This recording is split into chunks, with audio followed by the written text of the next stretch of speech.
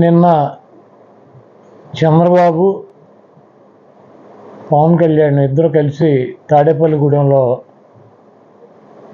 జెండా సభ అని చెప్పి పెట్టి ఈయన జెండా ఆయన జెండా ఈయన ఊపి, చంద్రబాబు నాయుడు అయితే వయసు వచ్చింది కానీ సిగ్గు శరం లేకుండా ప్రజలకు ఏం చేస్తానో చెప్పకుండా ఈ రాష్ట్రంలో 14 ఏళ్ళు ముఖ్యమంత్రిగా పనిచేశాను, నా పాలన చూసి ఓటు వేయమని చెప్పి అడిగే దమ్ము లేకుండా చవట దద్దమ్మ పనికిరానటువంటి వెధవ పార్టీని నమ్ముకోకుండా ఆయన్ని నమ్ముకోకుండా పవన్ కళ్యాణ్ నా మీద ఆధారపడి అతని ఓట్ బ్యాంక్తో గెలవాలన్నటువంటి ఒక చవట దద్దమ్మలాగా చంద్రబాబు నాయుడు నిన్న ప్రసంగం ఉంది. అదేవిధంగా పవన్ కళ్యాణ్ చంద్రబాబు రాసినటువంటి స్క్రిప్ట్ అన్నమాట. జగన్మోహన్ రెడ్డి గారిని తిడతాం, వైఎస్ఆర్ కాంగ్రెస్ పార్టీ శ్రేణులను తిడతాం, ఇక్కడ ఉన్నటువంటి మమ్మల్ని అందరినీ కూడా వైఎస్ఆర్ కాంగ్రెస్ పార్టీలో పనిచేస్తున్నటువంటి మమ్మల్ని అందరినీ కూడా రెచ్చగొడతాం. ఆయన తెల్లారిపాటికి తిట్లు తినాలి, మేమందరం ఆయన్ని భయంకరంగా తిట్టాలి. ఆ తర్వాత ఆయన తిట్టారని చెప్పి ఆయన సామాజిక వర్గం, ఆయనకు ఉన్నటువంటి జనసేనకు సంబంధించినటువంటి ఓట్ బ్యాంకు మా మీద ద్వేషంతో చంద్రబాబు నాయుడికి ట్రాన్స్ఫర్ అవ్వాలని చెప్పి ఒక కుటిలమైనటువంటి నిన్న జగన్మోహన్ రెడ్డి గారిని విమర్శిస్తూ చాలా దారుణంగా మాట్లాడాడు. ఈ రాష్ట్ర ప్రజలు అందరూ గమనిస్తున్నారు. జగన్మోహన్ రెడ్డి గారు 175కి 175 సీట్లు పోటీ చేసి ప్రజలను నమ్మి ప్రజల కోసం పార్టీ పెట్టి ఆయన చేసినటువంటి కార్యక్రమాలు చెప్పి నేను మీకు మంచి చేశానని భావిస్తే కులాలకి, మతాలకి, పార్టీలకి, ప్రాంతాలకి అతీతంగా నాకు ఓటేయండి, లేకపోతే నాకు ఓటు వేయొద్దని చెప్పి దమ్ముగా ధైర్యంగా చెప్పేటువంటి జగన్మోహన్ రెడ్డి గారు ఈరోజు చంద్రబాబు నాయుడికి కానీ పవన్ కళ్యాణ్కి కానీ ప్రజలకి 14 ఏళ్ళు అధికారంలో ఉన్నాము, ఏం చేశానో చెప్పుకోలేనటువంటి దుస్థితి చంద్రబాబుది, చెప్పుకోలేనటువంటి దుస్థితి పవన్ కళ్యాణ్ది.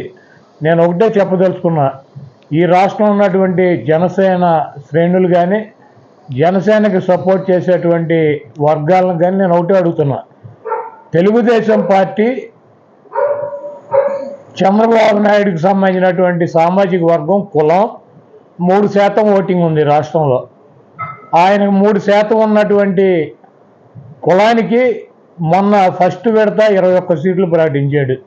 ఇంకా రాజమండ్రి రూరల్ కావచ్చు, దెందులూరు కావచ్చు, మైలవరం కావచ్చు, లేకపోతే పెనలూరు కావచ్చు, లేకపోతే గుంటూరు జిల్లాలో గుంటూరు టౌన్ కావచ్చు, లేకపోతే ఎరపతినేని సీటు కావచ్చు, నెల్లూరు జిల్లాలో కావచ్చు, అనంతపూర్ జిల్లాలో ఉన్నటువంటి ధర్మవరం కావచ్చు, ఇంకా 10 సీట్లు ఆయన సామాజిక వర్గానికి సంబంధించినటువంటి కమ్మాళ్ళకు సీట్లు ఇవ్వడానికి చంద్రబాబు నాయుడు సిద్ధంగా ఉన్నాడు.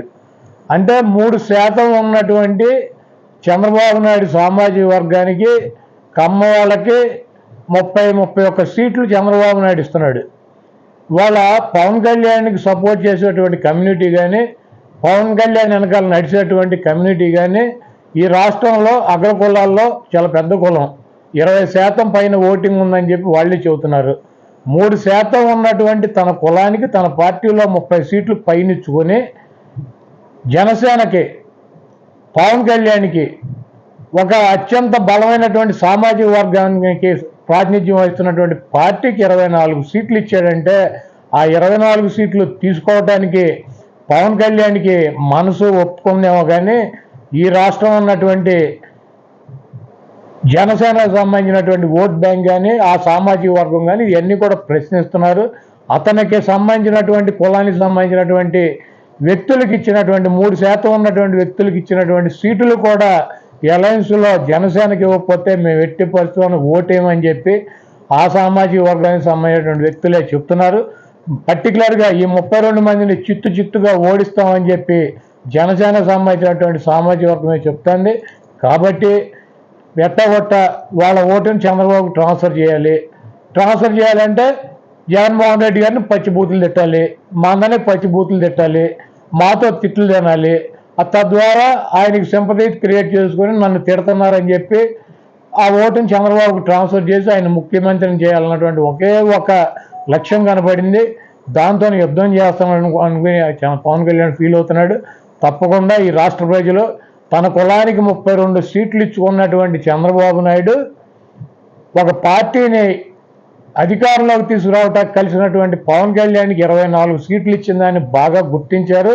కుక్క ఘాటికి చెప్పు దెబ్బ అని చెప్పి చంద్రబాబు నాయుడు దవడ పళ్ళు రాలిపోయేటట్టు ఈ రాష్ట్రంలో కాపు సామాజిక వర్గం చంద్రబాబు నాయుడు పళ్ళన్నీ రాలిపోయి ఇంకొకసారి ఇటువంటి పిచ్చి ప్రయత్నాలు చేయకుండా వాడికి బుద్ధి చెబుతారు.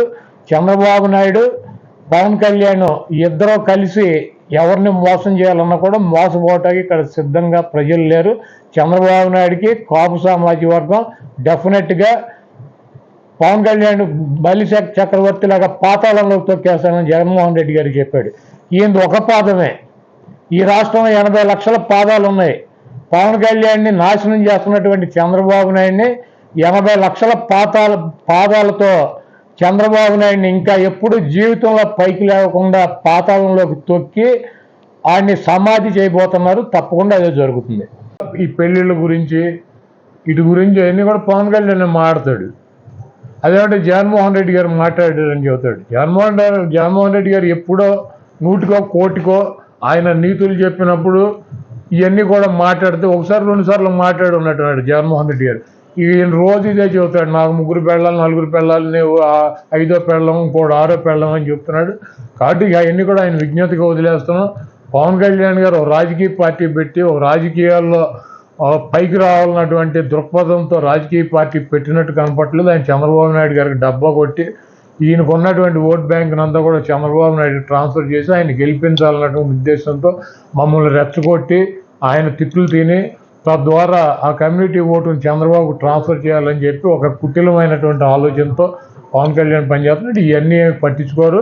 ఈ రాష్ట్రం ఉన్నటువంటి 80 లక్షల మంది పాపులు వాళ్ళ పాదాలతో చంద్రబాబుని పాతాళంలోకి తొక్కి ఇంకొకసారి ఇటువంటి చంద్రబాబు చేసేటువంటి నక్కజిత్తుల్ని వాడి వెన్నుపోటుల్ని ఈ రాష్ట్రంలో వాళ్ళు సర్వనాశనం చేయడానికి సిద్ధంగా ఉన్నారు. డెఫినెట్గా అదే జరుగుతుంది. పవన్ కళ్యాణ్ బలి చక్రవర్తి లాగా పాతాళంలోకి తొక్కేస్తానని జగన్మోహన్ రెడ్డి గారికి చెప్పాడు. ఈయన ఒక పాదమే. ఈ రాష్ట్రంలో 80 లక్షల పాదాలు ఉన్నాయి. పవన్ కళ్యాణ్ని నాశనం చేస్తున్నటువంటి చంద్రబాబు నాయుడిని 80 లక్షల పాదాలతో చంద్రబాబు నాయుడిని ఇంకా ఎప్పుడు జీవితంలో పైకి లేకుండా పాతాళంలోకి తొక్కి ఆయన్ని సమాధి చేయబోతున్నారు. తప్పకుండా అదే జరుగుతుంది.